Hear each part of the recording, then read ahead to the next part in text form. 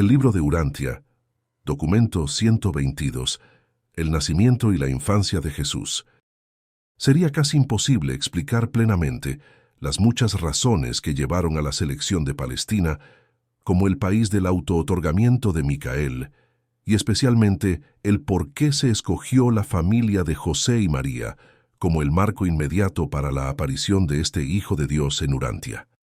Después de estudiar un informe especial sobre el estado de los mundos segregados preparado por los Melquisedec, con el asesoramiento de Gabriel, Micael finalmente seleccionó a Urantia como el planeta en donde ejecutaría su último autootorgamiento.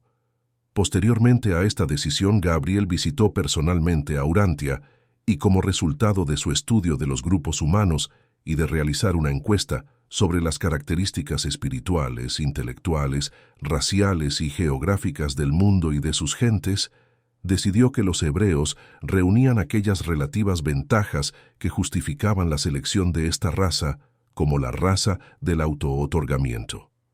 Cuando Micael aprobó esta decisión, Gabriel nombró y envió a Urantia la comisión de familia de los 12, seleccionada entre las órdenes más altas de las personalidades del universo, con el encargo específico de investigar la vida familiar judía. Al finalizar esta comisión su tarea, Gabriel se encontraba en Urantia y recibió el informe nominando a 3 posibles parejas, que en la opinión de la comisión eran igualmente favorables como familias del autootorgamiento para la proyectada encarnación de Micael. De las 3 parejas nominadas, Gabriel personalmente seleccionó entre ellas a José y María. Posteriormente compareció ante María, dándole la grata nueva de que ella había sido seleccionada para ser la madre terrenal del niño autootorgador. Capítulo 1. José y María. José, el padre humano de Jesús, era un hebreo entre los hebreos, aunque llevara muchos rasgos raciales no judíos que habían sido agregados a su árbol genealógico de vez en cuando por las líneas femeninas de sus progenitores. Las raíces del padre de Jesús se remontaban a los días de Abraham, y por intermedio de ese venerable patriarca, a los sumerios y noditas y, a través de las tribus sureñas del antiguo hombre azul, hasta Andón y Fonta. David y Salomón no se encontraban en la línea directa de descendencia de José, ni tampoco se remontaba el origen de José directamente a Adán. Los antepasados inmediatos de José eran obreros, constructores, carpinteros, albañiles y herreros. José mismo era carpintero y posteriormente contratista. Su familia pertenecía a una larga e ilustre nobleza de la gente común, apareciendo de cuando en cuando personalidades destacadas, cuya actuación se había distinguido durante la evolución de la religión en Urantia. María, la madre terrenal de Jesús, descendía de una larga línea de inimitables antepasados que comprendía muchas de las mujeres más notables de la historia racial de Urantia. Aunque María era una mujer promedio de su tiempo y generación, con un temperamento relativamente normal, contaba entre sus antepasados a mujeres muy bien conocidas, tales como Anón, Tamar, Ruth, Betsabé, Ansie, Cloa, Eva, Enta y Rata. No había en aquel tiempo otra mujer judía con una genealogía más ilustre, de progenitores comunes y corrientes, o una que se remontara a los más auspiciosos comienzos. Tanto los antepasados de María como los de José habían sido de temperamento fuerte pero común, dando de vez en cuando numerosas personalidades destacadas en la marcha de la civilización y la evolución progresiva de la religión. Desde un punto de vista racial, no es plenamente apropiado considerar a María como judía. Era judía por cultura y creencias, pero en dote hereditaria era más bien una combinación de razas, a saber, siria, hitita, fenicia, griega y egipcia, o sea que su herencia racial era más heterogénea que la de José. De todas las parejas que vivían en Palestina en el tiempo del proyectado autootorgamiento de Micael, José y María poseían la combinación más ideal de vastos vínculos raciales y promedio elevado de dotes de personalidad. Era el plan de Micael aparecer en la tierra como un hombre común, para que las gentes comunes pudieran comprenderlo y recibirlo, Por esto Gabriel seleccionó a personas tales como José y María para ser los padres de auto-otorgamiento. Capítulo 2. Gabriel se aparece ante Elizabeth. En verdad, el trabajo de Jesús en Urantia fue comenzado por Juan Bautista. Zacarías, el padre de Juan, era un sacerdote judío, y su madre Elizabeth pertenecía a la rama más próspera del mismo amplio grupo familiar de María, la madre de Jesús. Zacarías y Elizabeth, aunque casados por muchos años, no tenían hijos. A fines del mes de junio del año 8 a.C., unos 3 meses después de los esponsales de José y María, Gabriel apareció al mediodía ante Elizabeth, tal como más tarde se presentaría ante María, y dijo Gabriel: «Mientras tu marido Zacarías oficia ante el altar en Jerusalén, y mientras el pueblo reunido ora por la llegada del Liberador, yo, Gabriel, he venido para anunciarte que pronto tendrás un hijo, quien será el precursor del Maestro Divino, y que tú lo llamarás a tu hijo Juan. Crecerá dedicado al Señor tu Dios, y cuando llegue a la madurez, alegrará tu corazón, porque llevará muchas almas a Dios, y también proclamará el advenimiento del sanador de almas de tu pueblo, y el libertador del espíritu de la humanidad entera. Tu parienta María será la madre de este hijo de promesa, y yo también me apareceré ante ella». Esta visión muy aterrorizó a Elizabeth.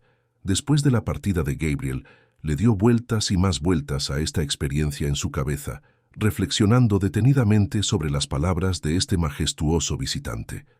Pero no mencionó nada a nadie, sino a su marido, hasta principios de febrero del año siguiente, fecha en que visitó a María.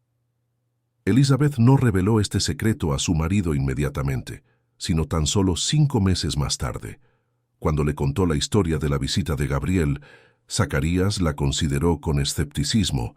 Dudando de toda la experiencia por varias semanas, solamente comenzó a medio creer, aunque sin demasiado entusiasmo, en la visita de Gabriel a su esposa, cuando ya no pudo dudar de que ella estaba encinta. Zacarías estaba grandemente perplejo y confundido por el embarazo de Elizabeth, aunque, a pesar de su propia edad avanzada, no dudaba de la virtud de su esposa. Unas 6 semanas antes del nacimiento de Juan, Zacarías tuvo un sueño muy notable, y entonces pudo convencerse de que Elizabeth daría a luz un hijo de destino, el que prepararía el camino para la llegada del Mesías. Gabriel hizo su aparición ante María a mediados de noviembre del año 8 a.C., mientras ella estaba trabajando en su casa de Nazaret. Más adelante, cuando María supo, sin lugar a dudas, que iba a ser madre, persuadió a José que le permitiera viajar a la ciudad de Judá, más de 6 kilómetros en las colinas al oeste de Jerusalén, para visitar a Elizabeth. Gabriel había informado a cada una de estas futuras madres de su aparición ante la otra. Naturalmente, deseaban encontrarse, comparar sus experiencias y hablar del futuro de sus hijos. María permaneció con esta, su prima lejana, por 3 semanas. Mucho hizo Elizabeth para fortalecer la fe de María en la visión de Gabriel, de modo que ésta regresó al hogar más plenamente dedicada a su misión futura, de madre del hijo de destino, a quien muy pronto daría a luz, presentándole al mundo un bebé indefenso, como cualquier otro, común y normal del reino. Juan nació en la ciudad de Judá el 25 de marzo del año 7 a.C. Zacarías y Elizabeth tuvieron un gran regocijo con la llegada del hijo, tal como Gabriel había prometido. Al 8º día, cuando presentaron al niño para la circuncisión, lo llamaron formalmente Juan, así como se les había mandado. Un sobrino de Zacarías ya había partido para Nazaret para entregar a María el recado de Elizabeth, la buena nueva del nacimiento de un hijo cuyo nombre sería Juan. Los padres aleccionaron a Juan desde su más tierna infancia para que supiera que su destino consistía en ser un dirigente espiritual y un maestro religioso, y el terreno de su corazón siempre respondió a la semilla de esta idea. Aun cuando niño, se le encontraba frecuentemente en el templo durante los oficios de su padre, y profundamente le impresionó la significación de todo lo que veía. Capítulo 3. La anunciación de Gabriel a María. Cierta tarde, al ponerse el sol, Antes de que José hubiera regresado al hogar, Gabriel apareció ante María junto a una mesa baja de piedra, y una vez que ella recobró su compostura, díjole: «Vengo a instancias de mi Maestro, a quien tú amarás y nutrirás. A ti, María, te traigo gratas nuevas al anunciarte que la concepción dentro de ti es mandato del cielo, y en el momento propicio serás la madre de un hijo. Lo llamarás Josué, y él inaugurará el reino del cielo en la tierra y entre los hombres. No menciones esto a nadie excepto a José y a Elizabeth, tu parienta, ante quien también he aparecido, y quien pronto dará a luz un hijo cuyo nombre será Juan, y quien preparará el camino para el mensaje de liberación que tu hijo sabrá proclamar con gran fuerza y profunda convicción a todos los hombres. Y no dudéis de mi palabra, María, pues este es el hogar que se escogió como morada mortal del Hijo de Destino. Mi bendición te acompaña, el poder de los Altísimos te fortalecerá y el Señor de toda la tierra te cobijará». Durante muchas semanas María guardó el secreto en su corazón, reflexionando a solas sobre esta visitación, hasta que estuvo segura de que estaba encinta. Solo entonces se atrevió a revelar estos acontecimientos inusitados a su marido. Al escuchar José este relato, aunque confiaba plenamente en María, quedó muy preocupado y perdió el sueño durante muchas noches. Primero dudaba la visitación de Gabriel. Eventualmente, cuando se persuadió casi totalmente de que María había realmente oído la voz y contemplado la forma del mensajero divino, su mente se vio convulsionada al reflexionar sobre cómo podían ocurrir tales cosas. ¿Cómo era posible que un hijo de seres humanos fuera un hijo de destino divino?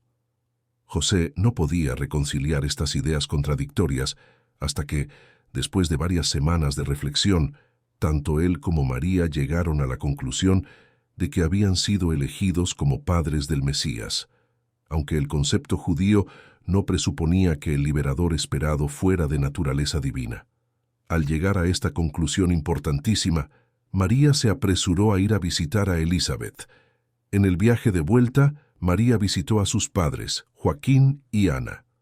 Sus dos hermanos, sus dos hermanas y sus padres consideraban con escepticismo la misión divina de Jesús, aunque por supuesto en ese entonces nada sabían de la visitación de Gabriel. Pero María sí le confió a su hermana Salomé que creía que su hijo estaba destinado a ser un gran maestro. La anunciación de Gabriel a María ocurrió al día siguiente de la concepción de Jesús, y constituyó el único acontecimiento de naturaleza supernatural del embarazo y alumbramiento del Hijo prometido. Capítulo 4. El sueño de José. José no llegaba a aceptar la idea de que María daría a luz un hijo extraordinario. Hasta él cierta noche experimentó un sueño muy impresionante. En el sueño se le apareció un resplandeciente mensajero celestial que le dijo, entre otras cosas: «José, por mandato de aquel que reina en las alturas, aparezco ante ti para hablarte del Hijo que aguarda María, y quien llegará a ser una gran luz en el mundo. En él habrá vida, y su vida será la luz de la humanidad. Primero vendrá a tu pueblo, pero ellos casi no lo recibirán. Pero a todos cuantos sepan recibirlo, a todos ellos revelará que son hijos de Dios». Después de esta experiencia, José no volvió a dudar jamás del relato de María sobre la visitación de Gabriel, ni de que su futuro hijo estaba destinado a ser un mensajero de Dios para el mundo. En todas estas visitaciones no hubo mención alguna de la casa de David. Nada se dijo que indicara que Jesús estaba destinado a ser el liberador de los judíos, ni tampoco que sería el ansiado Mesías.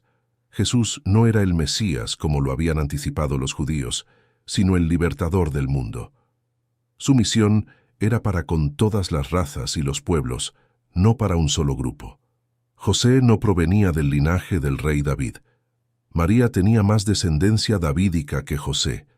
Es verdad que José tuvo que ir a Belén, la ciudad de David, para registrarse en el censo romano, pero eso se debía al hecho de que, 6 generaciones antes, el antepasado paterno de esa generación de José, siendo un huérfano, había sido adoptado por Sadoc, un descendiente directo de David. De allí que José también fuera considerado como formando parte de la casa de David. Se intentó atribuir a Jesús muchas de las así llamadas profecías mesiánicas del Antiguo Testamento, mucho tiempo después de su vida mortal en la tierra. Durante siglos los profetas hebreos habían proclamado la llegada de un liberador, y esas promesas se habían interpretado por generaciones sucesivas como refiriéndose a un nuevo gobernante judío que ocuparía el trono de David, y que usando los mismos métodos milagrosos de Moisés, establecería a los judíos en Palestina como una nación poderosa, libre de toda dominación extranjera.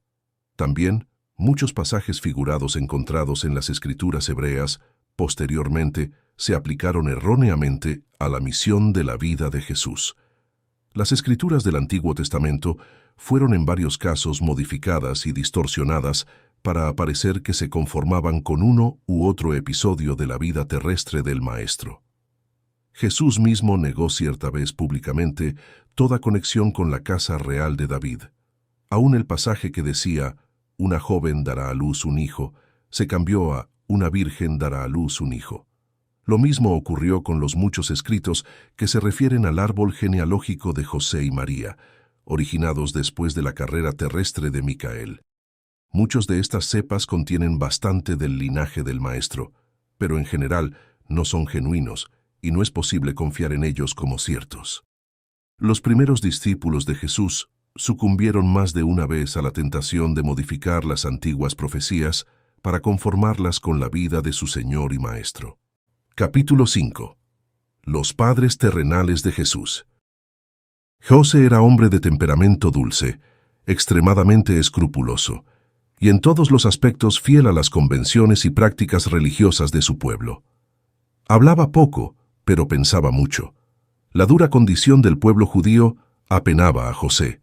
En su juventud, conviviendo con sus 8 hermanos y hermanas, había sido de carácter más alegre, pero durante los primeros años de su vida matrimonial, durante la niñez de Jesús, sufrió períodos de leve desaliento espiritual.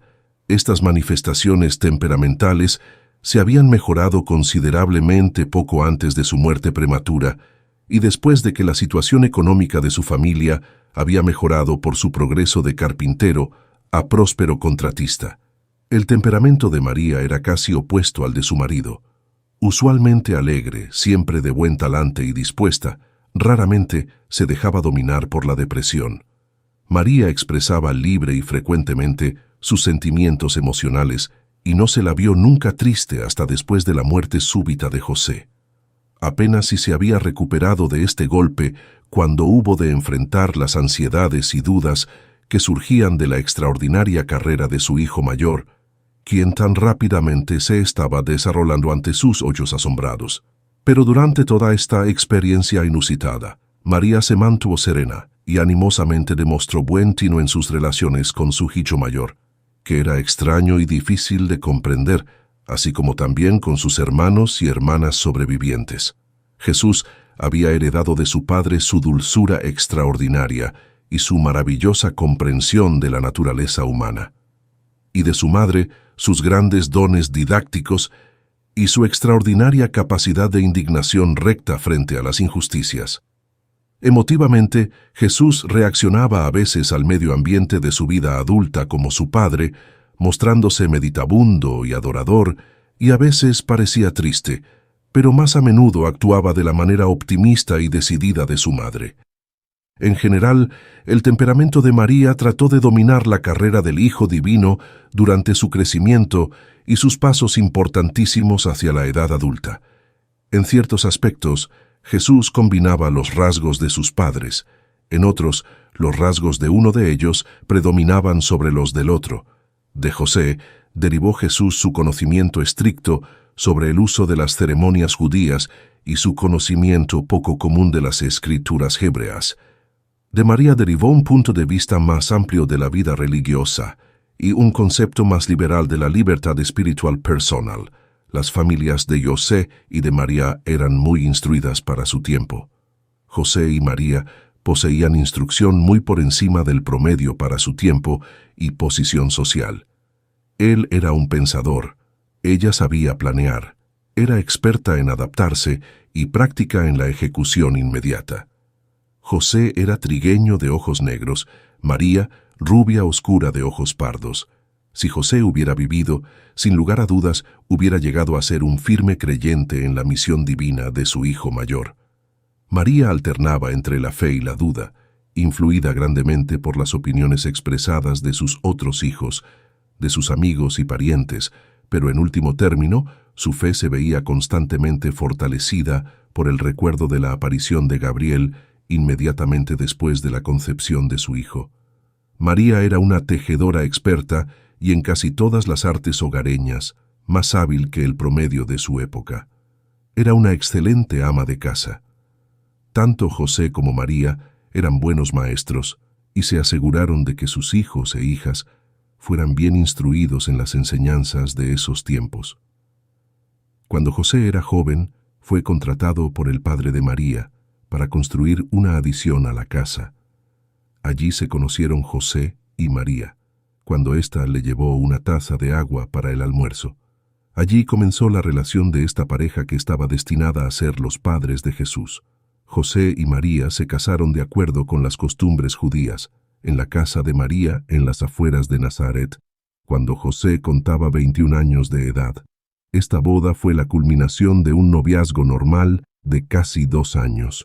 Poco tiempo después se mudaron a su nueva casa en Nazaret, que había sido construida por José con la ayuda de 2 de sus hermanos.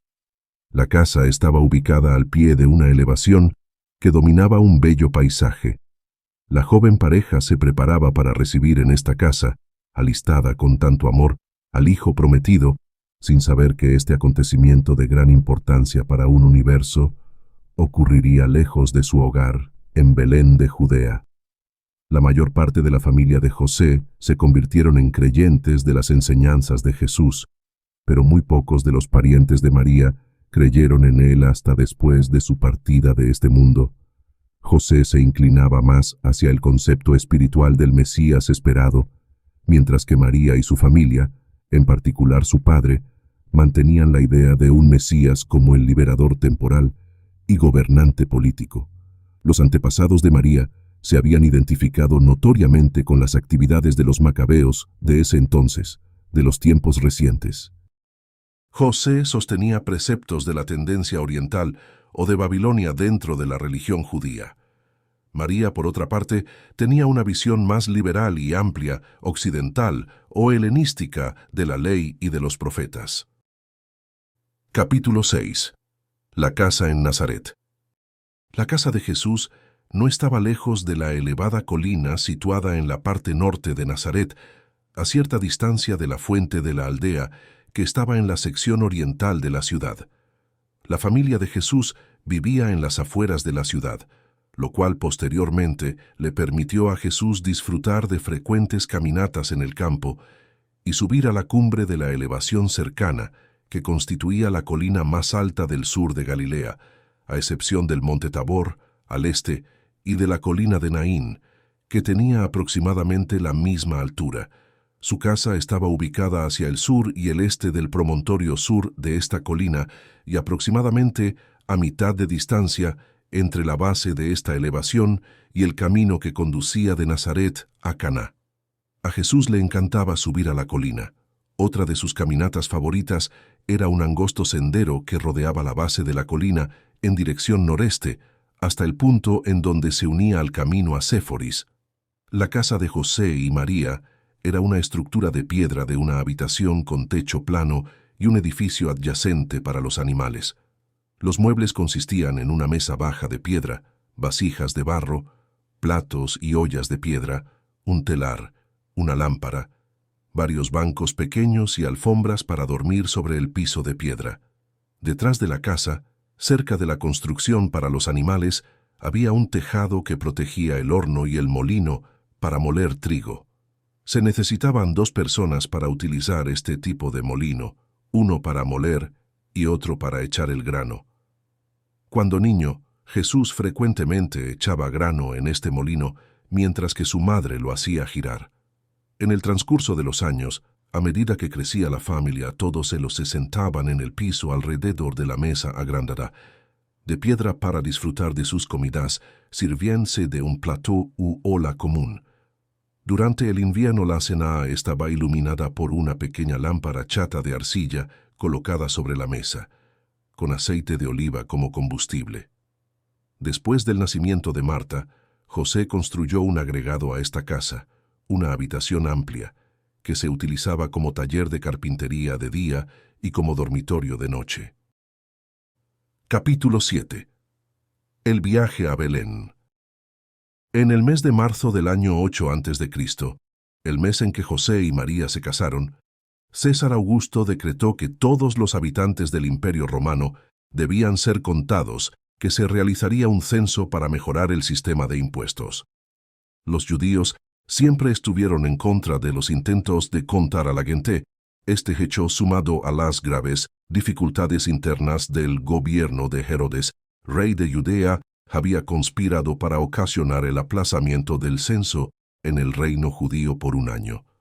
En todo el Imperio Romano este censo se realizó en el año 8 a.C., pero en el reino palestino de Herodes ocurrió un año más tarde, el año 7 a.C. No era necesario que María fuera a Belén para registrarse, pues José tenía autorización para registrar a toda su familia, pero María, siendo una persona enérgica y que amaba la aventura, insistió en acompañarle. Temía quedarse sola, por si el niño nacía durante la ausencia de José, y puesto que Belén no estaba lejos de la ciudad de Judá, María anticipaba una posible visita agradable a su parienta Elizabeth. José prácticamente prohibió a María que lo acompañara, pero no sirvió de nada. María preparó alimentos para los dos, suficientes para 3 o 4 días, aprontándose para el viaje. Pero antes de partir ya José se había reconciliado con la idea de que María lo acompañara, y al alba partieron alegremente de Nazaret. María y José eran pobres, y puesto que tenían un solo animal de carga, María, que estaba encinta, cabalgaba el animal con las provisiones, mientras que José caminaba conduciendo a la bestia. El construir y amueblar la casa había sido un gasto grande para José, quien también tenía que contribuir para mantener a sus padres, puesto que su padre había sido incapacitado poco tiempo antes. Así partió esta pareja judía de su humilde hogar una mañana temprana, el 18 de agosto del año 7 a.C., en dirección a Belén. El primer día de viaje los llevó al pie del monte Gilboa, donde acamparon durante la noche junto al río Jordán, conversando largamente de qué clase de hijo les nacería. José lo veía como maestro espiritual y María como un Mesías judío, un liberador de la nación hebrea. Bien temprano a la mañana siguiente del 19 de agosto, José y María reanudaron su viaje. Tomaron su almuerzo al pie del monte Sartaba, que domina el valle Jordano, y prosiguieron su viaje, llegando por la noche a Jericó, donde se alojaron en una posada del camino en las afueras de la ciudad. Después de la cena y las conversaciones sobre la opresión practicada por el gobierno romano, Herodes, el censo y la influencia comparativa de Jerusalén y Alejandría como centros de conocimiento y cultura judíos, los viajeros nazarenos se retiraron para descansar. Muy temprano por la mañana del 20 de agosto, reanudaron su viaje, llegando a Jerusalén antes del mediodía. Allí visitaron el templo y luego siguieron camino hacia su destino, llegando a Belén a media tarde. La posada estaba repleta, y José buscó alojarse con parientes lejanos, pero todos los cuartos en Belén estaban totalmente ocupados a capacidad. Al volver al patio de la posada, le informaron que los establos para las caravanas, labrados en los lados de la roca y situados justo por debajo de la hostería, habían sido vaciados y limpiados para alojar viajeros. Habiendo dejado el burro en el patio, José cargó con las bolsas de indumentos y provisiones y descendió con María los escalones de piedra hasta su alojamiento. Se encontraron ubicados en lo que había sido un cuarto para almacenar granos frente a los establos y a los pesebres de los animales. Habían colgado cortinas de lona, y ellos se consideraron afortunados de haber conseguido un alojamiento tan cómodo. José había pensado salir inmediatamente para registrarse, pero María estaba cansada. Se sentía mal y le rogó que permaneciera a su lado, a lo cual él accedió. Capítulo 8. El nacimiento de Jesús. Durante toda esa noche María estaba inquieta, de manera que ninguno de los dos durmió mucho. Al alba los dolores de parto ya se habían evidenciado, y al mediodía del 21 de agosto del año 7 a.C., con la ayuda tierna de otras viajeras, María dio a luz un niño varón. Jesús de Nazaret había nacido en el mundo, se le envolvió en ropas que María había traído por precaución y se le puso en el pesebre cercano. Así nació el niño prometido, es decir, de misma manera que todos los niños que antes y desde entonces han llegado al mundo. Y al octavo día de su nacimiento, y de acuerdo con la práctica judía, fue circuncidado y se le llamó formalmente Josué, Jesús. Al día siguiente del nacimiento de Jesús, José fue a registrarse. Se encontró con un hombre con el que ellos habían conversado 2 noches antes, en Jericó, y éste lo llevó a ver a un amigo rico de él, y éste tenía una habitación en la posada, y dijo que con placer intercambiaría las habitaciones con la pareja de Nazaret. Esa misma tarde se mudaron a la posada, donde permanecieron casi 3 semanas hasta que consiguieron hospedaje en la casa de un pariente lejano de José. El segundo día después del nacimiento de Jesús, María envió un mensaje a Elisabet diciéndole que había llegado su hijo. Elisabet respondió invitando a José a ir a Jerusalén para hablar de todos sus asuntos con Zacarías. A la semana siguiente, José fue a Jerusalén para encontrarse con Zacarías. Tanto Zacarías como Elisabet estaban sinceramente convencidos de que Jesús estaba destinado a ser el liberador judío, el Mesías, y que el hijo de ellos, Juan, sería con el tiempo el jefe de sus ayudantes, el hombre de destino y su brazo derecho. Como María compartía esas opiniones, no fue difícil convencer a José de que se quedaran en Belén, la ciudad de David, para que Jesús eventualmente pudiera llegar a ocupar el trono de Israel como sucesor de David. Por consiguiente, permanecieron más de 1 año en Belén, dedicándose José a su oficio de carpintero. Ese mediodía en que naciera Jesús, los serafines de Urantia, reunidos bajo sus directores, verdaderamente cantaron himnos de gloria sobre el pesebre de Belén, pero estos cantos de gloria no fueron detectados por oídos humanos. No hubo pastores ni otras criaturas mortales que vinieran a rendir homenaje al niño de Belén hasta el día de la llegada de ciertos sacerdotes de Ur que habían sido enviados desde Jerusalén por Zacarías. A estos sacerdotes provenientes de la Mesopotamia se les fue contado tiempo atrás por un extraño maestro religioso de su país, que él había tenido un sueño en el cual se le informaba que la luz de la vida estaba a punto de aparecer sobre la tierra en forma de niño, en el pueblo judío. Los 3 sacerdotes partieron pues en búsqueda de esta luz de la vida. Después de muchas semanas de búsqueda infructuosa en Jerusalén, estaban por volverse a Ur cuando conocieron a Zacarías, quien les transmitió su creencia de que Jesús era el objeto de su búsqueda y los envió a Belén, donde encontraron al niño y dejaron ofrendas junto a María, su madre terrenal. El niño tenía casi 3 semanas al tiempo de esta visita. Ninguna estrella guió a estos hombres sabios a Belén. La hermosa leyenda de la estrella de Belén se originó de esta manera. Jesús nació al mediodía del 21 de agosto del año 7 a.C.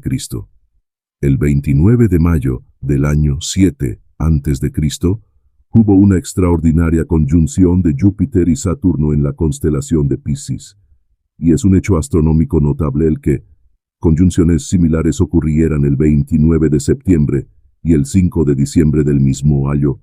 Sobre la base de estos acontecimientos extraordinarios, pero totalmente naturales, los creyentes bien intencionados de las generaciones sucesivas construyeron la atractiva leyenda de la estrella de Belén y de los Reyes Magos, adoradores conducidos por la estrella al pesebre, para contemplar y adorar al recién nacido.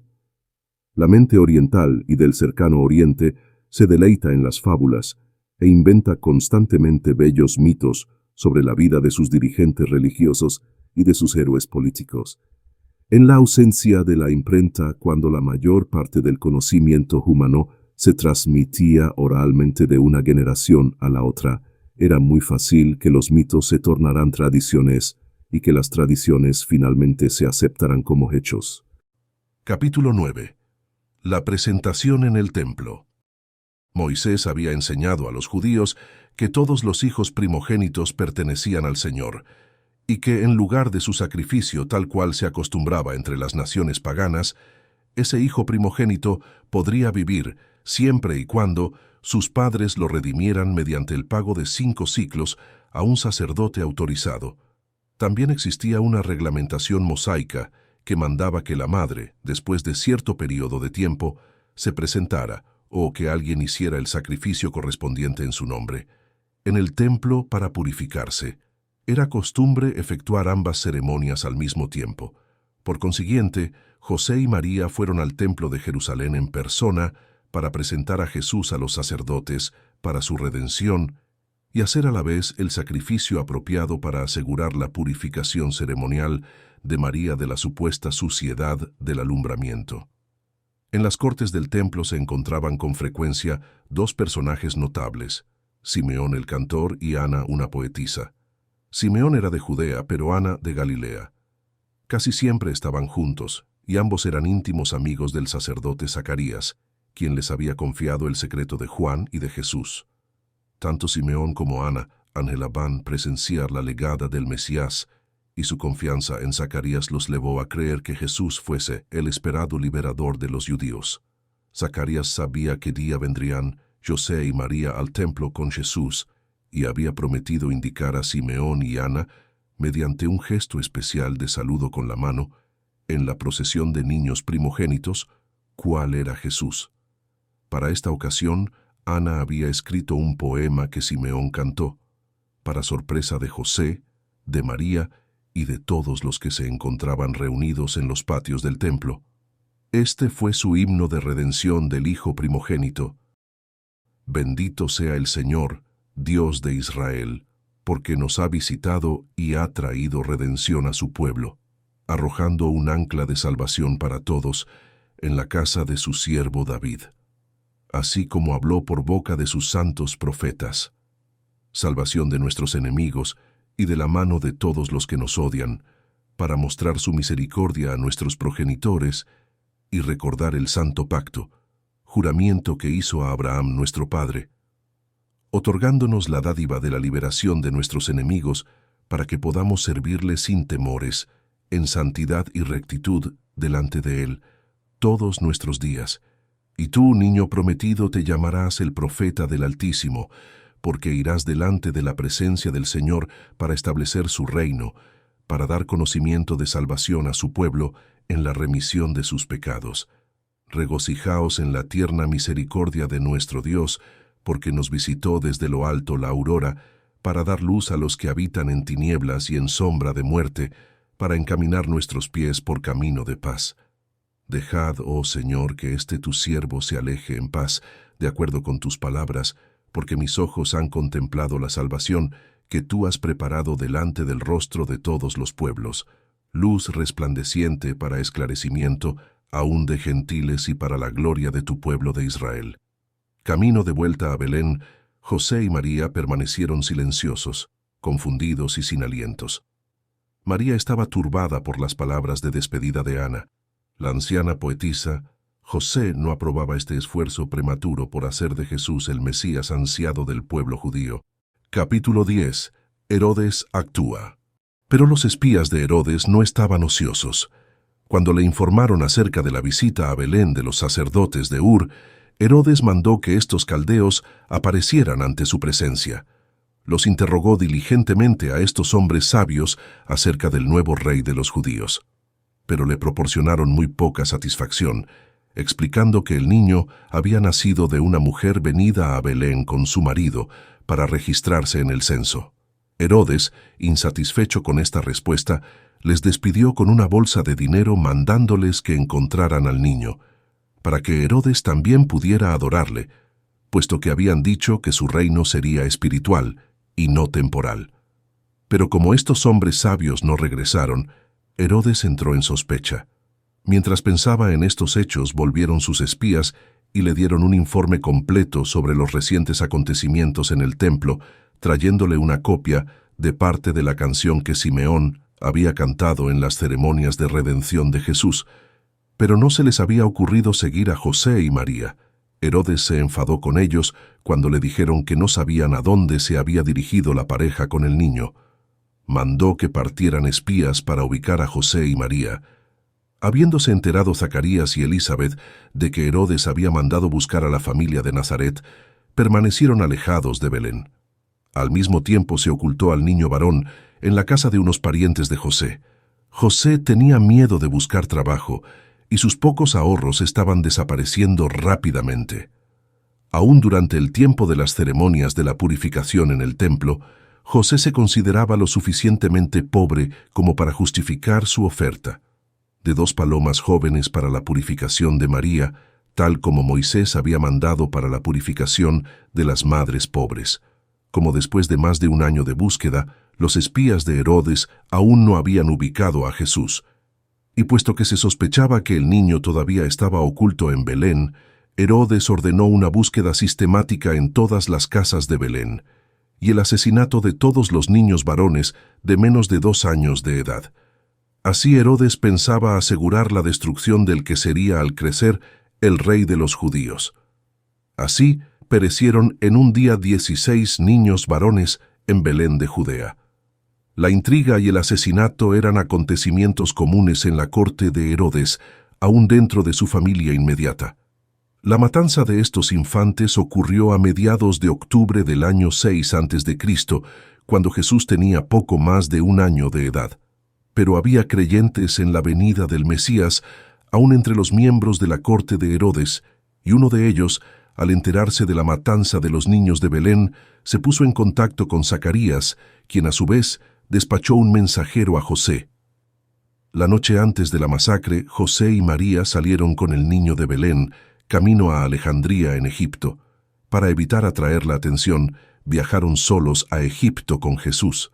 Zacarías les dio el dinero necesario para ir a Alejandría, donde José trabajó de carpintero.